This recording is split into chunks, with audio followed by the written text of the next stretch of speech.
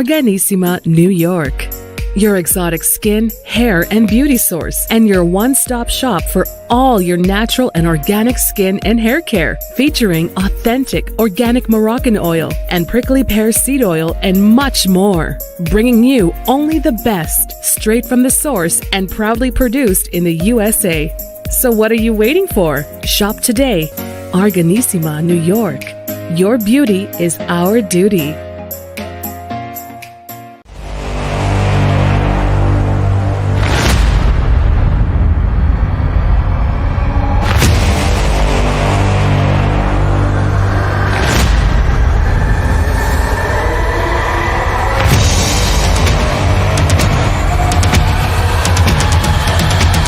All right.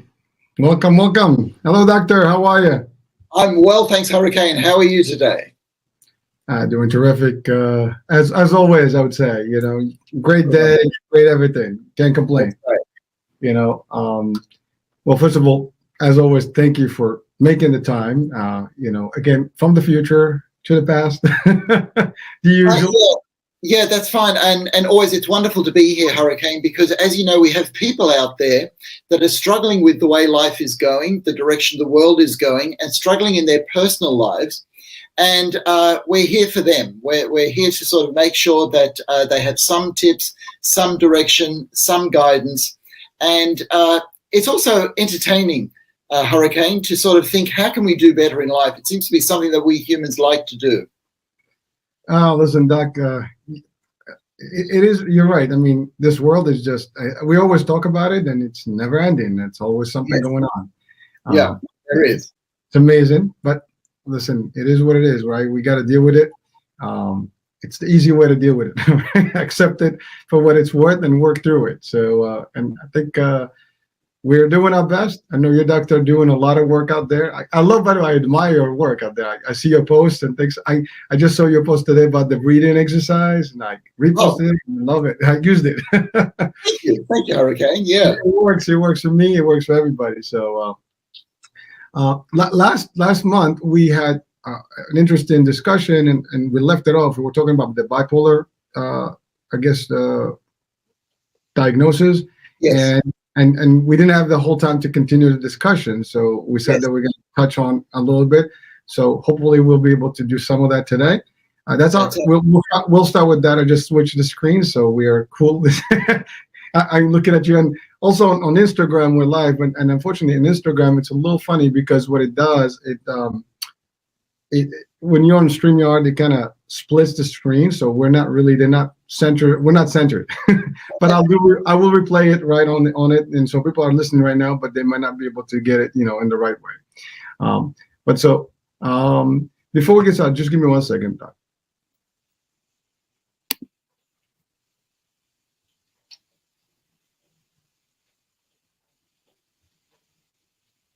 I almost disappeared there on the screen, my virtual, I became a little transparent for a minute there. So, but hey, it's all good. All right. So Doc, let's talk about that. I mean, we were talking about bipolar, and yes. We have not finished the discussion. And I think there was a part of the question. I'm going to repeat the question just so, for our audiences today.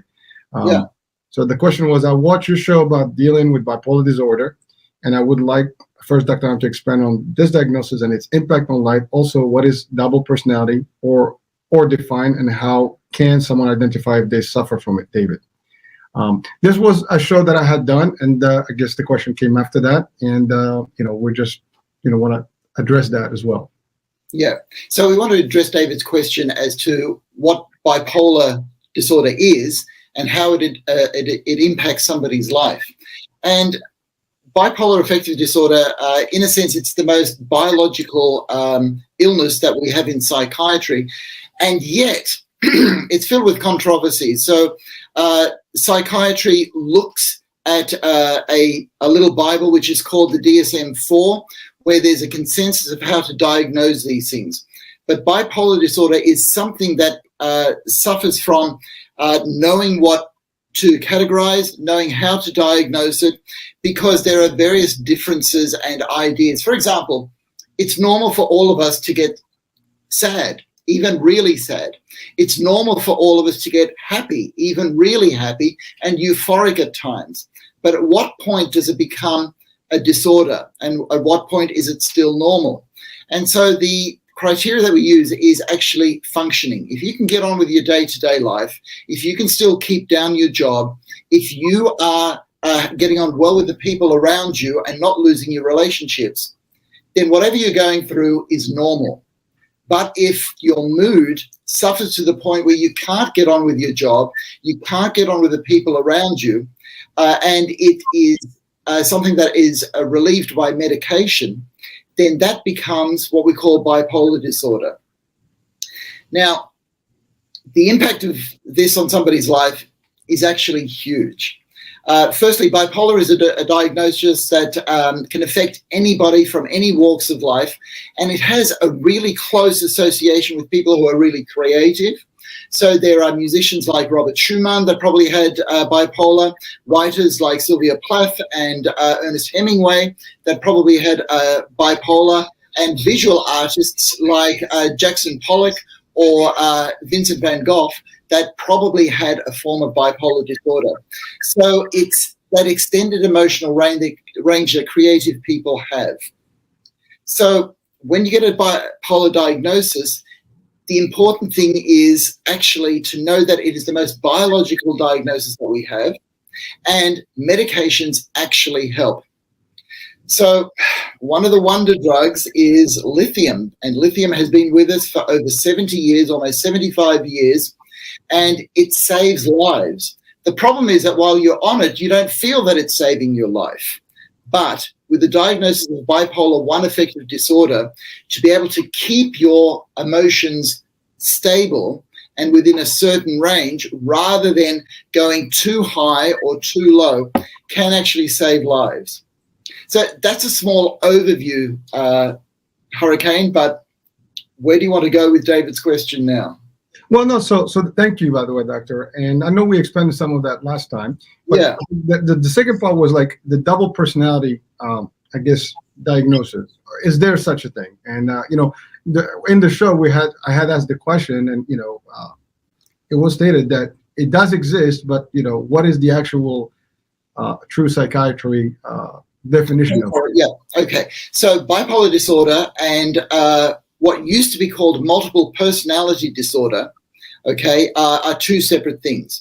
So bipolar disorder used to be called manic depressive disorder, but people didn't want this word manic as part of their diagnosis because they see it as having sort of negative connotations, okay? And bipolar is actually a much better term for it because it describes what's going on, that the two ends of our personality or our emotional range is too much in both directions.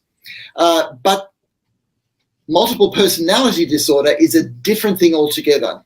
And it is still in the DSM-5, but we call it a dissociative identity disorder. Now we're into an area which is controversial even for psychiatrists. There are some psychiatrists that do not believe that this order exists. There are some psychiatrists that believe this order exists, but it's therapists that give other people this disorder.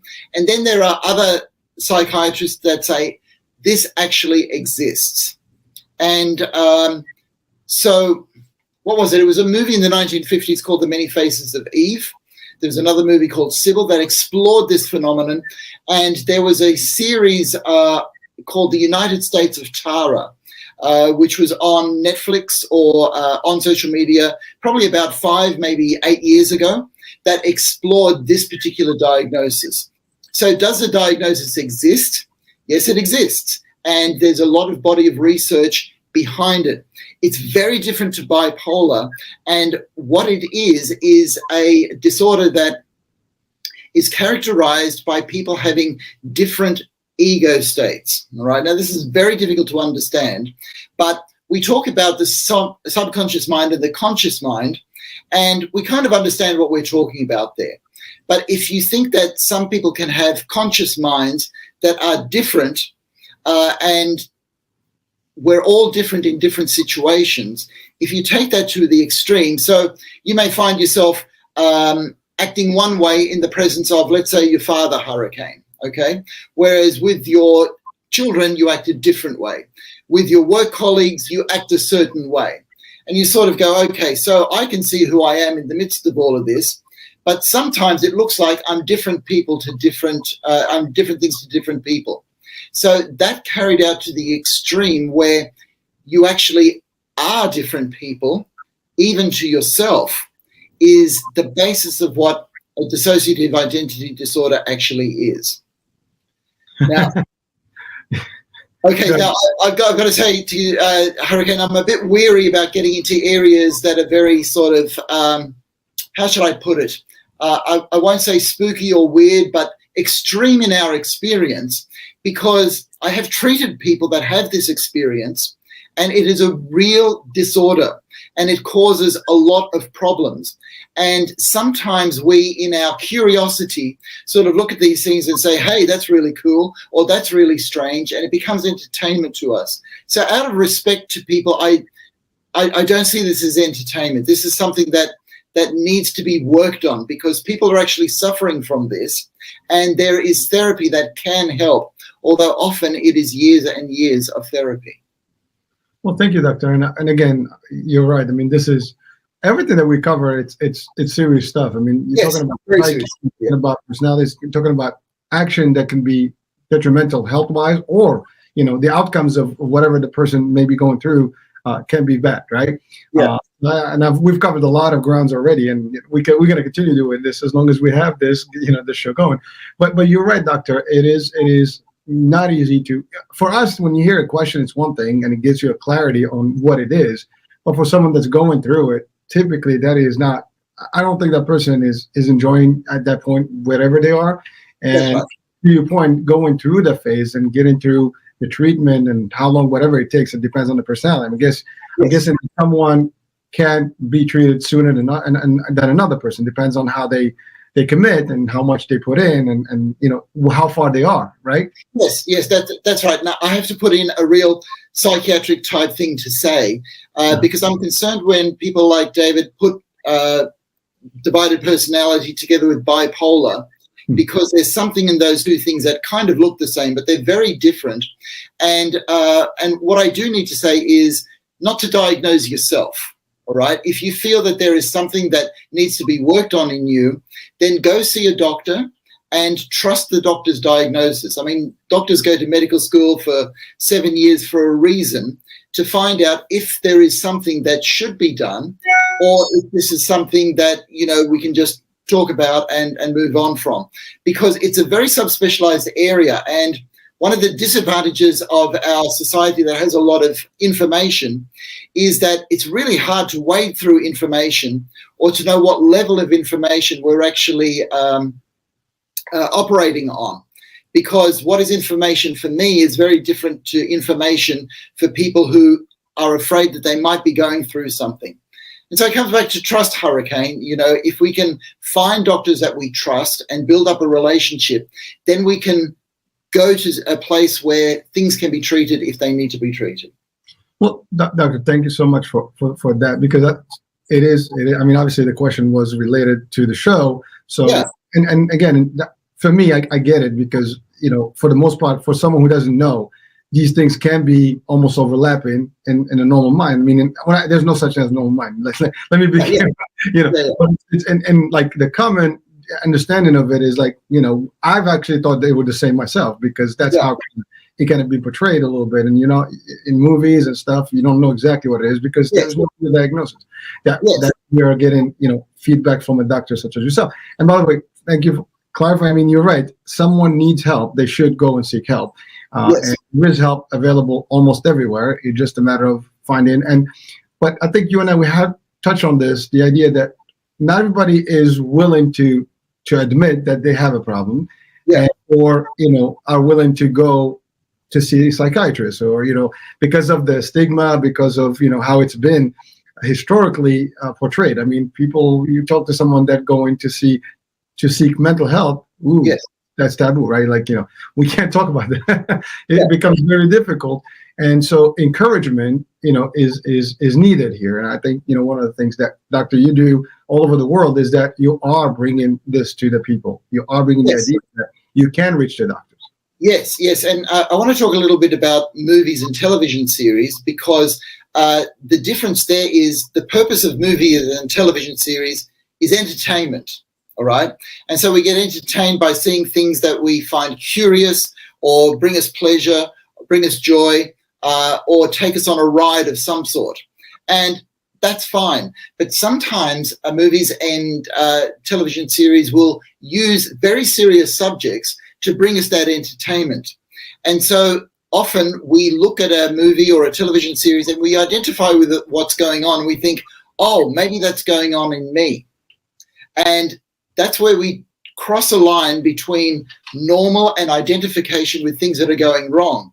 And I have to say to you, Hurricane, the good news is the majority of humans are actually normal. And it's normal to be resilient, that even if you go through problems in your life, it's normal for your brain and your body to be able to find a way through.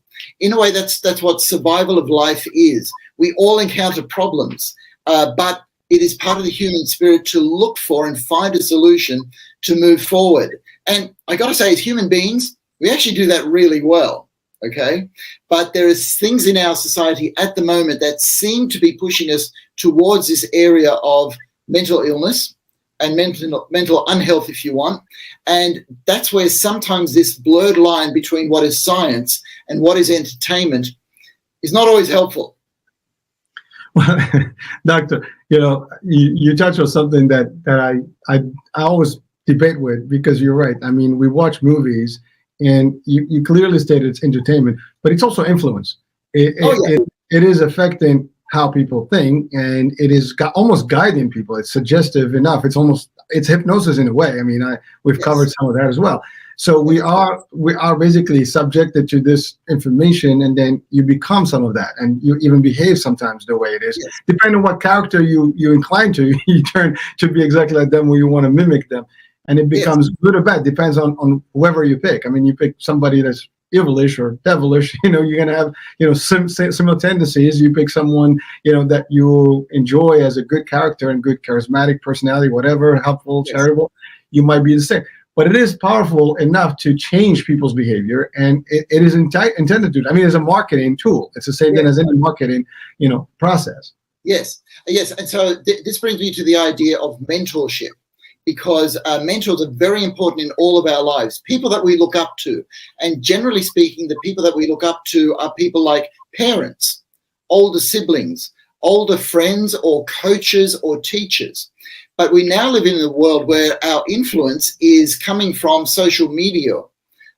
So what happens is people get what I call media mentors. There are people on the internet that are there to influence you, and they do. And the thing is that we need to be very careful that we're not getting media mentors that are leading us astray. And most people now know that the way that algorithms on social media work is to get you to stay on there, to show you stuff that you want, but to manipulate you towards what other people want. So products, images that are very strong, and to keep you in certain modes of thinking. You start to follow other people and you don't even know it, because the computer is programmed to get you to follow them. So in other words, you're getting a media mentor rather than a real mentor. And it's good for us to pause and think, okay, who are the mentors in our lives? Who are the people that I admire? Who are the people that have the values that I want to emulate in life, so that my life moves in a direction that I want to? And to be able to do that consciously is actually good, so that you have some mentors in your life that guide you down the path that you actually want to go on, rather than be taken down an algorithm. Well, thank you, Doctor. And well, so it's funny you said that about the media. Well, we are right now live on social media. We are giving it, someone can say, well, you guys are our mentors as well in a way, because you're sharing information. Which would be the case. I mean, obviously our mission is to educate, enlighten, inspire, and motivate. So therefore we are here to share. But again, I am with a specialist. I am with a doctor who is bringing real information from a perspective of medicine and psychiatry. So again, it's not just my opinion. and I would not be able to give advice about psychiatry stuff because I have no clue. But the idea of having you on and sharing, it's valuable so people can get from the source. And really, you are the resource. And Hurricane, this is where what you do actually works brilliantly, because you use an entertaining style, you use music, you use images, so that people get entertained. But behind you, you have a team of experts, including myself, that bring information that is more scientifically based. And people listening to us at the moment are not here just for entertainment. They're here to get some answers answered. And that's really important. And that's where entertainment and scientific information can come together. Well, I'm glad we're doing this work. And by the way, I enjoy it, and you know that. And so we do it because we really believe in it. And I know, Doctor, I mean, your time is very valuable. I mean, just the job you do is kind of expensive, and, you get, real work done and so on and so forth. But you're given your time, at least, it is an appreciated, gesture, and time is valuable, right? Time is priceless, and you are giving some of that to the people around the world. And I know you do a lot more of this. I mean, not just my show, you do other things, and for the same purpose, to help people around the world. And some people may not have access to people that have the expertise, or even if they did, they would not be able to reach out to them because of financials or whatever. Some of these answers that you give can help them, at least guide them. Ultimately, as you said, always, if someone feels there is a problem, they need to seek the help and go to the doctor and spend the time with the professional, not in just, get an answer on the question. Really, you got to go through the whole process. Yes. And what you're touching on now, Hurricane, is very real, because there is a worldwide shortage of psychiatrists and psychologists and counselors, not because there aren't enough, but the need has become so strong. We now live in a world of 8 billion people. We are now aware of all the suffering in the world, and we actually want to bring down that suffering. So information channels like this can help people put together, let's say, values so that their life goes better. So that's why I call a lot of what I do preventative mental health. We want to get to a stage where people don't need to see a psychiatrist like me. We want people to know that they can make choices and choose their values so that their life moves in a direction towards where they want. And choice is very real, and intention is very real. But in a world that is now, it's huge. It's huge just by the sheer number of people and the sheer number of influences and the sheer number of choices. The onus is on the individual to say, well, what do I want? What direction do I want to go in? And we get fooled because pleasure, which we all enjoy, is not the same as long-term contentment, which is what we all want. But to get that long-term contentment, we have to have goals and values that require effort. We get little bits of pleasure on the way to keep us going. But if we get bogged down in reaching for instant pleasure rather than long-term contentment, that's when lives can start going off the rails. And so it's those values that we talk about, and I have talked about values in previous episodes, through which you can shape your goals that help people make the choices so that they actually get the long-term contentment that they want. Well, thank you, Doc. And listen, it's a lot of good stuff, and we're going to continue doing it. And folks, please, do check out the channel. I mean, we are live right now, so you have an opportunity to actually, connect with us. You can call the number on the screen, or you can actually just put your information or your question on the chat box. We are live on YouTube, Twitter, Twitch, Facebook, LinkedIn, VK, EMBC, Mixcloud, so Instagram. So whatever you are watching right now, you can do this. And if you watch this later on at a different time, it's a replay, but you can still send the questions to us, and we'll have them available to you. Well, the answers, at least, will be there. As always, the last Friday of every month, we have this hour, and Doctor has really committed to this, and I committed to this to bring this to you guys. So, and again, so we're live while we're doing this. You chime in if you want. So, Doctor, I want to go to the next question, although this is actually a question that just came recently. This is my question, actually. It's not from someone, because I had a show last week with a guest who actually was suffering from schizophrenia. Yeah. And and he lived with that for years and years, and so he was able to eventually get out of it, or at least be Yep. actively without having the same I guess challenges of schizophrenia. But in the question, we talked about it, and I wanted to just get your psychiatry specialized answer or definition for the term and for what it is for people, so at least people can understand it. Actually, I did want to bring him on the show, but I wasn't sure if that would be appropriate. So we did talk about it. Maybe I can have him come on, and maybe he can talk about his personal experience, and with you as being a provider and a psychiatrist, if that's something that you want, we can do it, and if it's possible, sure, why not? So the question is basically, what is the true definition of schizophrenia, and what are the treatments available to help with it? Can someone ever be cured of it? Okay, good question. Lots of questions there. Okay, so let's take the word schizophrenia, because it's actually a problematic word, because the word itself means a split mind, right? Which is actually not what schizophrenia is. When people first started describing schizophrenia, it was very hard to articulate what was actually going on. So the core of schizophrenia is actually what we call unreal experiences.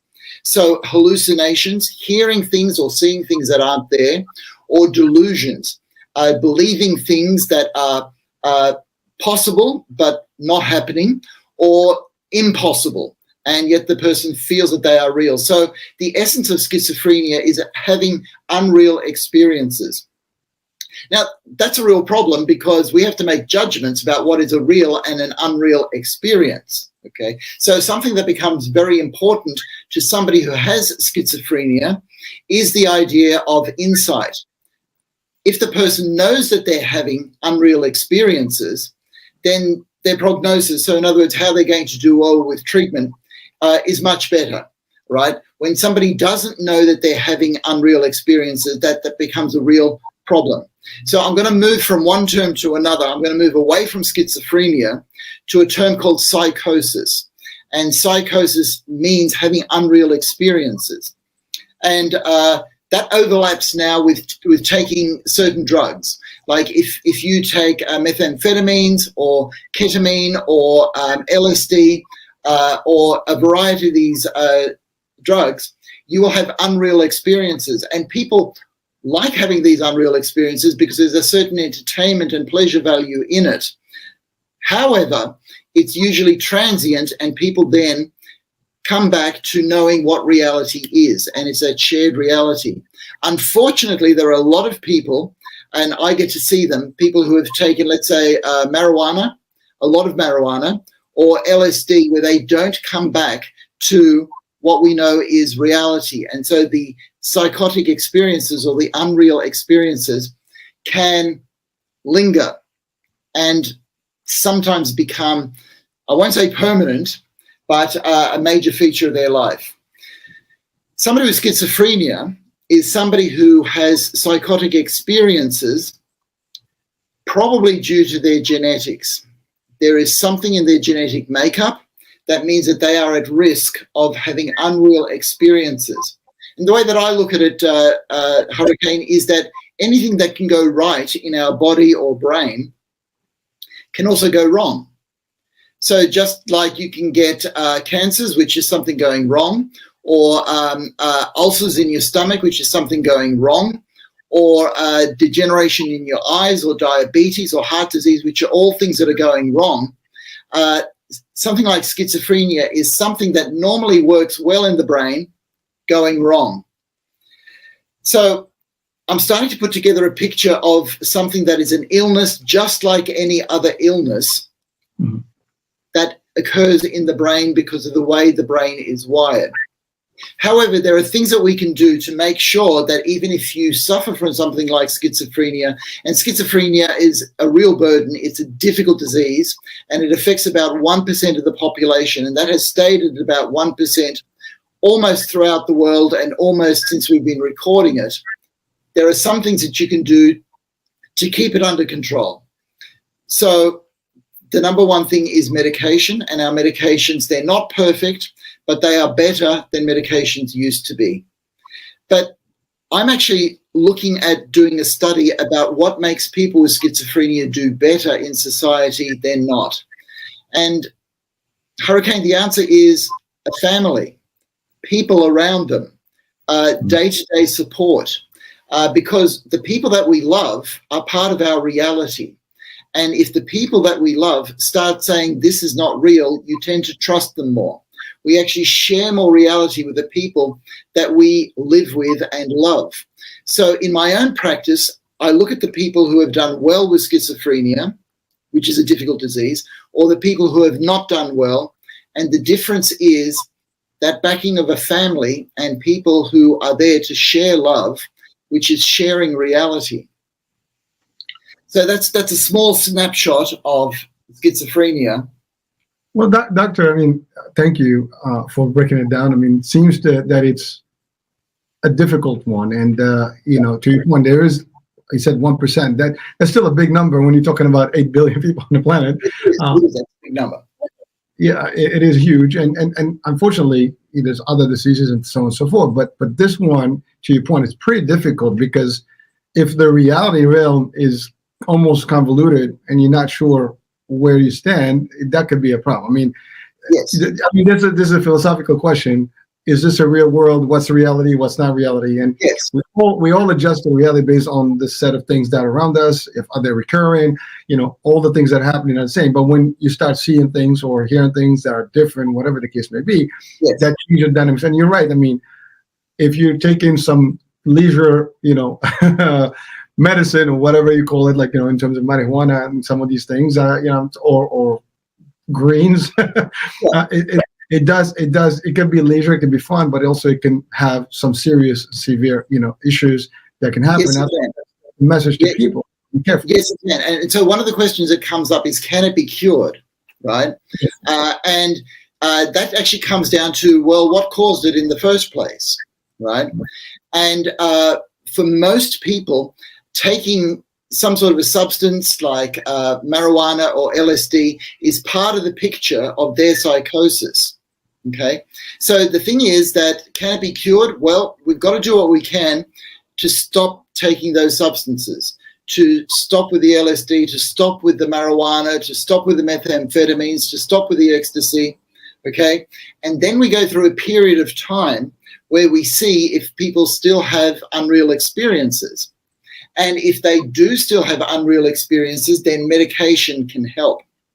Now, unfortunately, there are a group of people that have a strong family history of schizophrenia where having unreal experiences become part of their lives. And for those people, it becomes more important to have medication. And so we talk about managing it or controlling it rather than curing it. So we do what we can, firstly, to prevent it. Then we do what we can to treat it. And if we can take away the things that can contribute to psychosis, and I am talking about substances, drugs, then we have much more of a hope that it can actually be cured in some people, although it will be prolonged in some people as well. Well, thank you, Doc. And you stated something that is very key to all of us and any other things, schizophrenia or otherwise, right? Yeah. You talked about when you compare people who have a strong family, you know, entourage and support system versus those who don't, right? Yeah. And that can make a difference in almost every diagnosis, right? If you have any situation, who is around you determines how quick or how easy things will go for you. And but there is a selection as well for us to have, you know, the right people around. Sometimes you don't have that choice. Sometimes you have who you have, and whether they're going to be there or not, that's a question mark. But again, for people that may know someone, understand that you can be part of that treatment. You can be part of them getting better if you contribute correctly. Yeah. So I want to get across the idea that having schizophrenia is not a hopeless situation. Just as in heart disease, we've got really great evidence to know what contributes to heart disease. So you've got more heart disease if you're a male or if you've got a strong family history of heart disease, and you can't do anything about that. But the other things, your blood pressure, your cholesterol levels, how much exercise you have, and if you smoke, all of those things we can do something about. And we know that over the last 50 years, the amount of heart disease and heart attacks in the whole world has gone down remarkably. And we found out that it's due to those 4 things: controlling blood pressure, controlling cholesterol, stopping people from smoking, and making sure that people exercise. So the same thing is with schizophrenia. When you know what contributes to schizophrenia, if we can stop that, then you will have much more of a chance of getting on top of the schizophrenia, even though there are some things that we won't be able to stop. Well, thank you, Doctor. So we're going to go to the next question. Now, this is almost related to something you mentioned earlier. So, and it's just coincidence it happened to be that way. So it says, I watched a movie about experimentation on people's mind, which is supposed to be based on a true event, the Stanford Prison Experiment. Yes. I'm curious as to why would such an experiment be conducted, and to what extent did this help the psychology world? Also, can the situation that a person is in dictate such behavior changes in the mind? Okay. So, sorry. No, that's right. Thank you for hitting me with a really interesting question, Hurricane. You will be testing my memory here, because I believe the Stanford Prison Experiment was carried out in the 1970s by Stanley Milgram, and it involved people being taught to become either prisoners or warders as part of a acting experiment, but they actually took on those roles very, very strongly. Now, since this has been published, the people who were actually part of this experiment actually questioned the findings and said, no, Stanley Milgram did not influence us as much as he thinks that we did, all right? But he did this so that it sounds better in publications. So the full truth about what goes behind this, we may never know. And I don't know the particular documentary that people actually listened to or watched, but the essence of the experiment, that we can be influenced by the roles that we play and the people around us. Yeah, I got to say that's pretty robust finding, that we are actually people who can be influenced. Well, you know, Doctor, I did watch the movie, by the way. Oh, you did watch the movie, okay. I did. So it is, you're right. So the movie is, there's a bunch of people that come into the experiment, to this locked prison, and they're all, you know, regular people with different walks of lives, and they're just given assignments or roles. And so like people, and some are wardens, some are, you know, inmates. And then all of a sudden, although they knew this was just, you know, fun exercise, they took on the role and became serious about it. Now, obviously, it's artistry, and in the movie, they got a little bit more dramatic. But again, I don't know how far it was from the reality or not. But it got bloody, it got, you know, crazy. People were hurting each other, and they took the role serious. And so it became, you know, unbelievable. And so when you watch them, and then at the end, they realized that, like, what just happened? You know, like they were. It showed, like, almost when they walked out of that thing, like, we thought we were somebody, but we are not. We are still who we were in the first place. So, but I love the question, because, you know, in reality, we are influenced, as we said earlier, and we can. And by the way, I can relate to this from a personal experience. Now let me explain. So in the martial arts, right, we have to wear gis, like uniforms.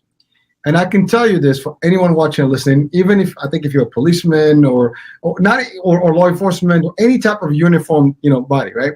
When you wear the uniform, somehow it changes you. I am serious. Like, you become that person. Like, you know, you represent that uniform, whatever that uniform is. And like, for example, wearing normal clothes, you don't feel the same as if you're wearing the gi in a dojo. Yes. It's I can guarantee you that's just how I feel personally. You have that, it just makes you feel different. It makes you feel unique about it. You're in it. Like, you know how to do this. This is you.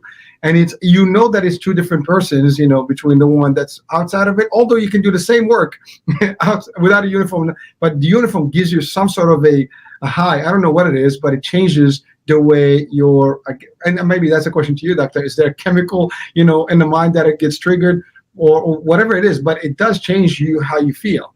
And I know, even if you wear just a regular fatigues and think that, you know, like I've done paintballing, you know, and so in paintball, you dress up like in the military and you go into a real action, you know, with fun stuff, right? But it is a real scenario. and you get real. I mean, it gets really serious. I mean, some people really go nuts. Yes, So it's amazing. right. That's right. So that speaks to the roles that we play in life. So one very well-known effect is, and it works the other way as well, is the white coat effect. So if a doctor wears a white coat and sees somebody that they haven't seen before, they don't go and say, oh, there's Christian, he likes playing the piano, he's got a couple of kids and he likes going for walks. They go, oh my gosh, this is the doctor. And their blood pressure goes up simply because somebody is wearing a white coat. The other thing that a lot of people will see in society is, let's say, cyclists. People who wear, the lycra, the wonderful shoes. They've got all that they need for their bike. They've got the tight pants, and they look like a cyclist. Even though they're 73, they look like an Olympic cyclist. Now, that is not just commercial advertising. It's also because if I dress up like a cyclist, I feel that I can exercise better, and I will exercise better because I look the part. So those things are exactly the same as what happened in the Stanford prison experiments, that people take on a role, they put on clothes, and they start to think that they actually act like a different person. So we have this in all of us, and it speaks against the idea that we are all individuals, that we decide what we do. And the truth is that we influence each other. We go through life together, which brings me back to mentors. If you can choose your mentors, and let's say in martial arts, mentoring is a very, very special process where you get somebody who is not only good at a martial art, but has an attitude to life that you want to emulate.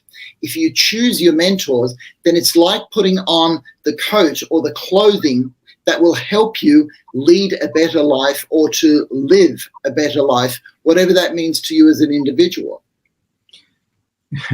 Well, I mean, I would agree a million times in terms of the mentorship. If you got the wrong person or the right person, it makes a whole big difference. And we get to choose who those mentors are. We have the ability to do that. And if you don't like someone, usually you have tendencies. You enjoy somebody's version of whatever they do, and you become one of them, and you follow their footsteps, right? But I do want to touch on something that you talked about, which is like fathers and like parents and so on and so forth. But we are all in a role that we live every day. So like your point, we have multiple roles. I mean, you're your father, your husband, your coworker, your friend. But I'm going to talk about something very funny that happened to me as an experience, which is I went to an audition, literally for a movie audition. And so I went in, and I've never been to one, and I got into this thing. And so they give me a 2-minute script. And the thing was basically, it's a restaurant, and there's a client, and you're going to show them something about some drinks or whatever. So I kind of just read that and did it. And then when I did it, the guy said, "Can you do it again?" I'm like, "Okay." So I did the same. And he's like, "You did well." I'm like, "Okay." It's like, so I wasn't acting. So he said, "Well, what happens? Like, you give me a role, I was in a role. I mean, I just saw myself literally in that restaurant talking to someone. I wasn't trying to be there. I was just doing it." And the reason I'm talking about this, because in sales and training, we do the same thing. We do role play. And the role play is really, I take you as a client, and we're going to do like you are client, you act as a client, I act as an actual person in front of you, and we do this. So actors do this, for a living. They become the role. They become that character. They're not actually, they become one. And so they behave exactly as that person characteristics. And then therefore they give us that real performance that you feel it, you see it. It's just an amazing experience. And I'm sharing from personal, simple 2 minutes. So I will go into the brain to explain some of what's going on there. Okay. Because there are two groups of people that you spoke about there. One is actors, people that become a character, right, to portray. And you did a bit of that. You also talked about sales, all right? And who are the people who become successful in sales? They're the people who like people, can make connections with people, and can get the idea across that, this is trustworthy, all right? So trust is a big thing in sales. So going into the brain, how does that work? Firstly, I'll talk about sales and trust. because all of that is mediated by the brain chemical oxytocin. And oxytocin mediates our feelings of trust, also our feelings of love. And mentorship, people that we want to be like, is a form of love. It's a connection, a human connection, and that feeling of, oh, that's a great guy. I want to grow up to be just like that. That's a form of love, and oxytocin is being flooded into the brain under those circumstances. Now, the thing is, when an actor becomes a character and portrays somebody that a playwright has put together, you go to the theater, you watch that actor, and you go, I can identify with that. I can see some of myself in that. Or, wow, I would like to be like that, or I would like to get closer to this character. And we know that it's an imagination, but that identification is also based on love. It is seeing what you yourself value, what you love in yourself, being projected out on stage. Now, there's a whole lot of other chemical processes that go on. It's what we call mirror neurons. It's when somebody is feeling something in their brain, you look at them, you make contact with them, and then the same part of your brain is being fired off. That connection that we have amongst people, and I suppose that's the theme for today, we are connected as people, Hurricane. It's all a form of love, and we can actually measure the brain chemicals, not just oxytocin, but also beta endorphin, which makes us feel together as part of the human race. Whenever we laugh together or cry together or are even angry together, and these are the sort of things that happen in the theatre, all that togetherness is mediated by beta endorphins, feeling together. And so that then influences our serotonin level because it feels good to be with other people. And all of these brain chemicals tend not to be as strongly released through the media, okay, through screens, okay? Like, let me put it this way, Hurricane. If we were sitting in the studio together in person, we would feel a closer bond than through what we're doing at the moment, even though what we're doing at the moment is fantastic. I don't want to take it away. We couldn't do it without it. But when I get into that studio with you, it'll be closer. We'll have those feelings of togetherness, that we're doing something together. And well, first of all, love, yeah. Thank you, sir.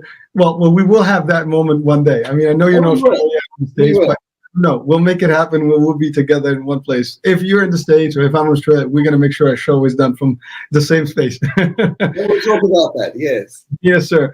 Well, so first of all, I didn't mention the names of the people who sent the questions. I kind of went through them. So the question about the experiment was from James from England. Okay. And I believe, let me see who else. We had David. Yeah, so that was it. There's something else I need to say to James, because that's a huge issue, that documentary about how we take on roles.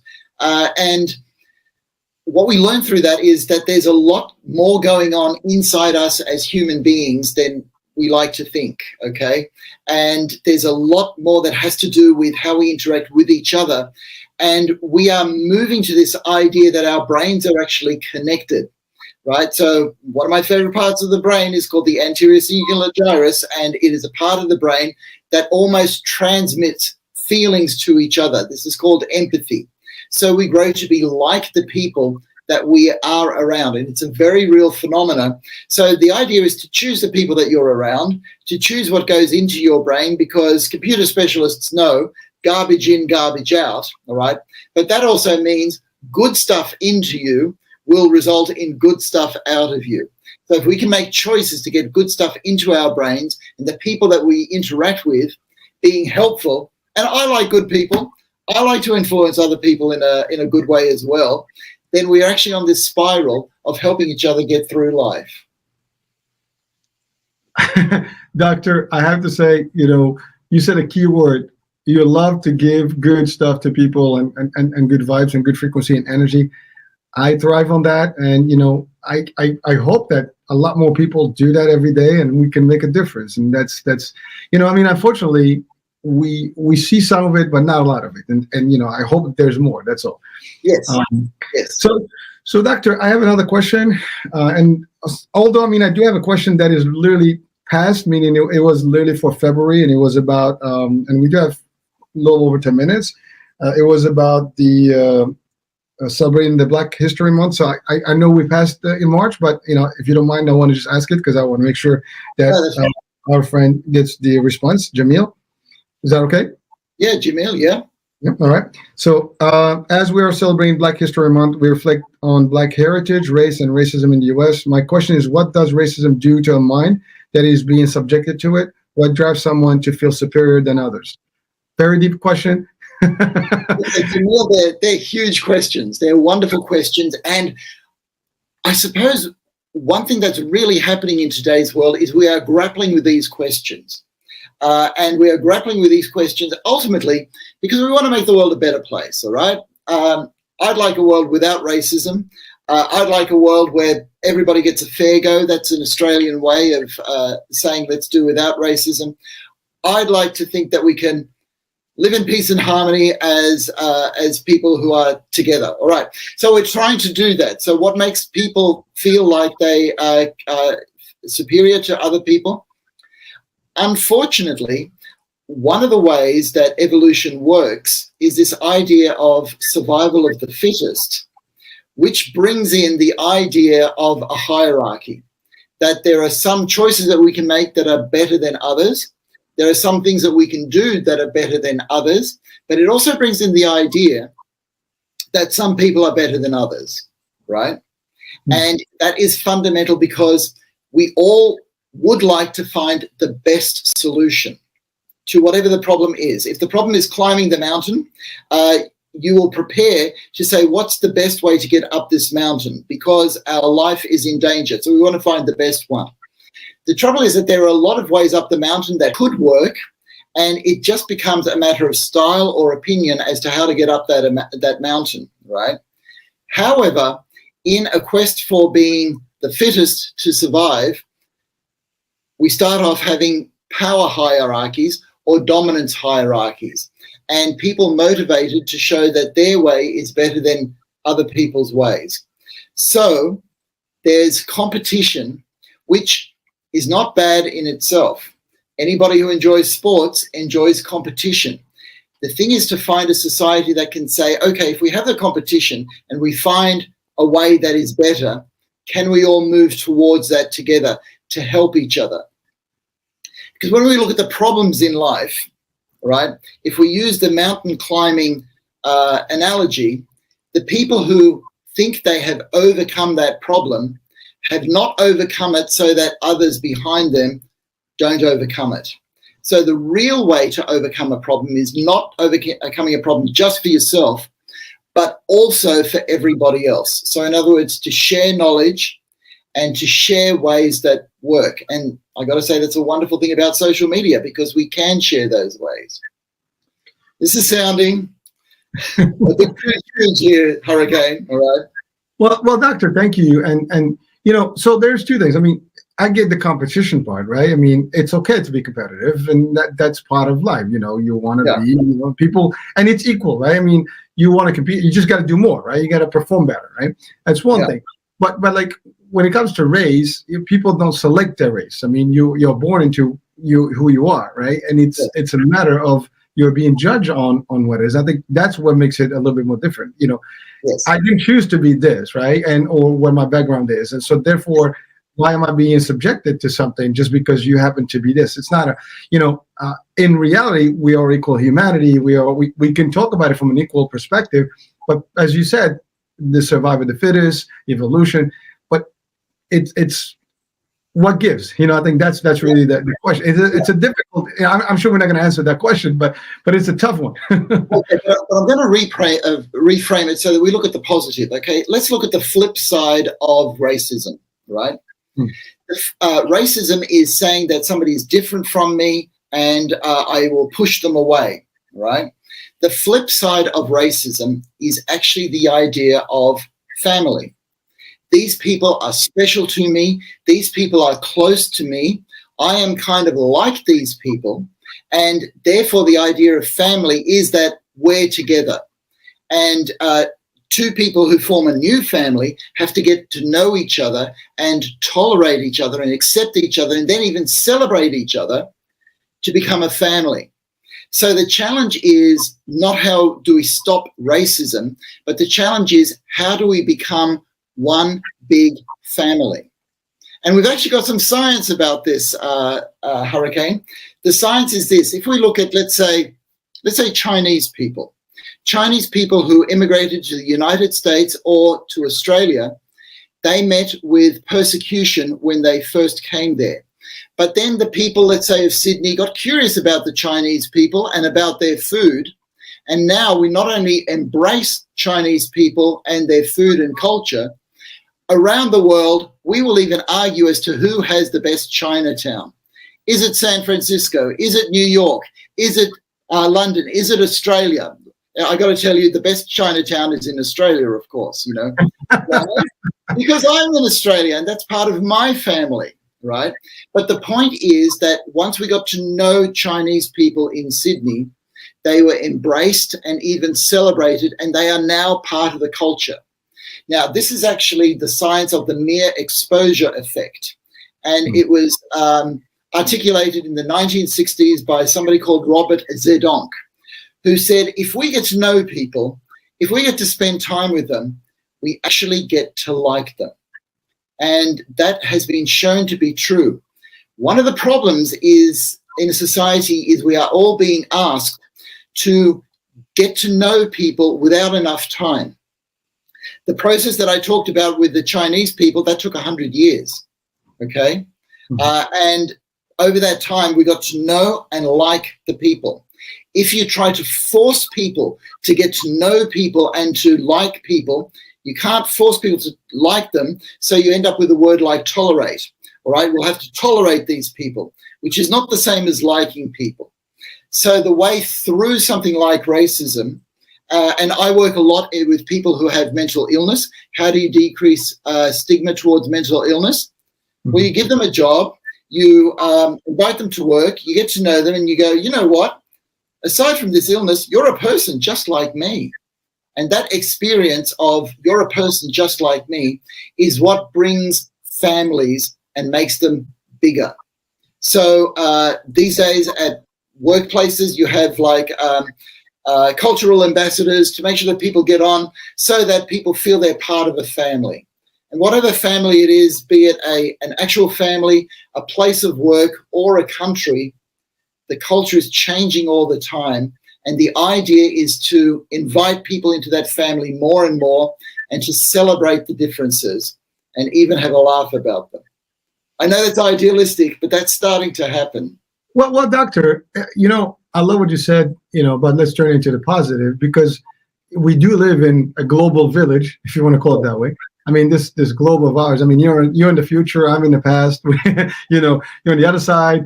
You're in literally different season than ours, right? But yet we are connected right here, and we connected literally through the world with all these channels that we're live right now into the social media. I mean, people literally, I'm looking at them from different parts, especially on Instagram, different parts of the world. And what it does is that we are a human family. Yes.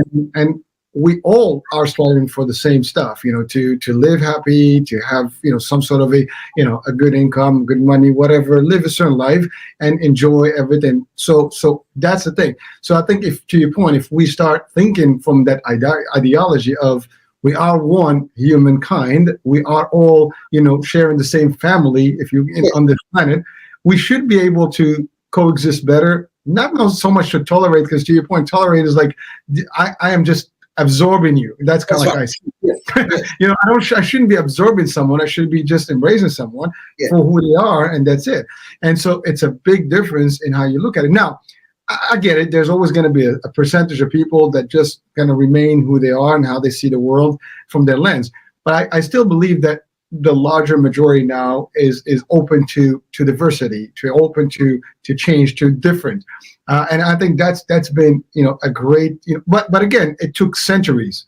So let's take another example. The British and the Indians were at war with each other in the 1940s, okay? But if you look at the cultures now, the Indians love their cricket. Where did they get that from? The British love their Indian cuisine, particularly in London, all right? It's full of Indian restaurants. Where did they get that from? And the idea is because they become more a part of a global family and we allow each other to influence each other, we can actually take the best so that we all win. Not that everybody can win at cricket. We will still have those competitions, all right? But we can all eat food together and share meals together, and we can share and celebrate being part of that family. And if we were able to get more of that family mindset, perhaps we'd be able to move towards solving some of the larger problems that we have in this world. Well, thank you. Well, actually, you just brought a subject that we covered a few months ago with the World Cup, where the whole world came on into 1 month's event, and everybody was having a good time. Everybody was cheering each other, and it was. But I mean, while it's ideal, it is realistic because it's happening. We can do this. The problem is, like, it's funny. I always say this. I go on cruises, and in a cruise ship, you have at least a few, a couple of 20, 30 nationalities that are literally at every time, if not more. In some trips, I've had 200 nationalities, that were actually announced, and and everybody is literally. I don't know if there's 200 countries, but maybe there's less. I think it's one something. But the idea is, like, there were so many diversified groups in there and backgrounds, and they're all got along well, and everybody's cooperating, everybody's smiling, everybody's happy. I don't know if it's just being a hypocrite, and I'm not judging. But they're doing it. Even if you do it as a hypocrite, even if you just do it a face, it still works to a degree. I mean, it may not be genuine, but would like it to be genuine. But it makes a difference, right? At least people are, and they're almost, to your point, they're open to the idea of, oh, I never talked to someone from this country. I mean, people tell me, like, oh, I never met someone from Morocco. Yeah, I get that all the time. In some parts. Oh, really? Wow. How is it? How does it look like? Well, I'm from the States, but I am originally from Morocco, and I can talk to you about it. It's exotic. It's got all these things. And so it changes the dynamics, right? And it gives you a discussion. I think different is curious. I mean, it gives you that opportunity to talk to someone. So curiosity is so wonderful. Curiosity is what can drive us to be closer together, because the more I find out about you, and the science shows this, the more I will actually like you. It's if I put a barrier and say, I'm not like that, and I'm not going to find out anything about that, that's when things go awry. But curiosity lends itself to beta endorphin release in our brain, which unites us as people. Yeah, doctor, I thought you were going to say curiosity killed the cat. I'm just kidding. Yeah, that was good. That would see the difference between me and you. So that's how I think. Endorphins. I love it. But it's fun, right? I mean, it's really, but it's interesting how it is. I mean, again, we could live a happy life. We could be, like each other for who we are, and that's the other thing. I think I always put people in two buckets: the good or the bad. And even the bad, they have a bad time. As you said, they're just going through something, right? So it's not like we're not generally bad by default. We just get tendencies to become bad. And again, that bad also is a big definition, and it could be just bad temporary, it could be bad forever. but the idea is that we don't have to be necessarily that way. So but so thank you for touching on this subject. I mean, we could spend hours on this topic. It's difficult, it's hard, but it means a lot to people. It does. It's huge. Yeah. So I'm not going to open things up at the end of something, but you're right. We could spend a long time on these things, and they do have to do with how we interact as people, and that's where the psychiatry comes in, because our minds, our brains are connected, and so to know that we have a connection and that huge chunks of our brain are actually put there, designed, or exist, or have evolved so that we get on with other people, is actually a useful piece of information. Our brains are actually wired so that we interact with other people and we start to understand other people. Well, with that, Doctor, I think we just went over the hour. So I listen. I never can get enough from you. So I can be with you for the whole day, and I'm not gonna get tired. So that will be it. But I know you have other better fish to fry, as they say, and other things to do. And like I said, your time is valuable. And it's getting late here. You're just starting your day over there. Yep. Yep. But I appreciate the time. I appreciate the responses, and I know that the folks are getting their juice. And folks, again, we do want you to interact with us. Don't be shy. Call in, send in, put a mouse or something as a picture. But we just want to hear from you and see you live with us. So just do this. Join the discussion. It is for you, and you can. If it's not for you, for someone you might know that can actually benefit from the discussion. So thank you. So, Doctor, thank you so much for being with us today. Thank you very much, Hurricane. All right, folks. This is it for today. We'll be talking, and just we catch the next tree prom with Dr. Heim. Time for mental health. The last Friday of April. So stay tuned.